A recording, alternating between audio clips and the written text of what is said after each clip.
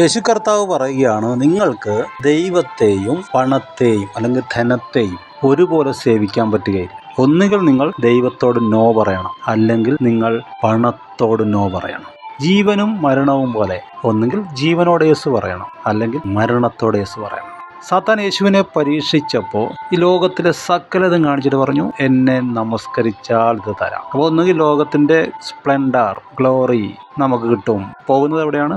ആരാധനയിൽ പരാജയം വരും. യേശു കർത്താവ് ഇത് പറഞ്ഞ എന്തിനാണ്? നമ്മൾ ജീവൻ തിരഞ്ഞെടുക്കാൻ വേണ്ടി, ദൈവത്തെ തിരഞ്ഞെടുക്കാൻ വേണ്ടി. നമ്മൾ നമ്മുടെ യജമാനായിട്ട് പണമല്ല, കർത്താവിനെ തന്നെ തിരഞ്ഞെടുക്കാൻ വേണ്ടിയാണ്. കാരണം ഈ പണം പരാജയപ്പെടുന്ന മണ്ഡലങ്ങളുണ്ട്, പക്ഷെ ദൈവം ഒരിക്കലും പരാജയപ്പെടുന്നില്ല. വചനത്തിന് ഒരിക്കലും ലിമിറ്റില്ല.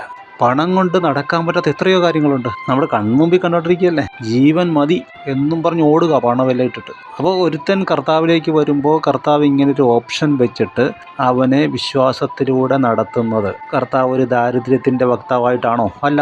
നിങ്ങൾക്ക് ദാരിദ്ര്യം തരാം, കുരിശ് തരാം, അങ്ങനെ നടത്തുക എന്നുള്ള ഉദ്ദേശമല്ല. ദൈവം നിങ്ങൾക്ക് ഒന്നിനും മുട്ടുവരുത്തുകയില്ല, നിങ്ങളുടെ ഒരു ആവശ്യവും നടക്കാതെ പോകുകയല്ല. പിന്നെയോ നിങ്ങളുടെ വിശ്വാസം വർദ്ധിപ്പിക്കുക, സാത്താനോട് നോ പറയാനുള്ള ബോൾഡ്നെസ് നിങ്ങൾക്ക് തരിക. നിങ്ങൾ ദൈവത്തിന്റെ ആ പുത്രത്വത്തിലേക്ക്, അവകാശത്തിലേക്ക് കടക്കാനുമായിട്ടുള്ള ആ സ്പിരിച്വൽ മസിൽസ് തരികയാണ്.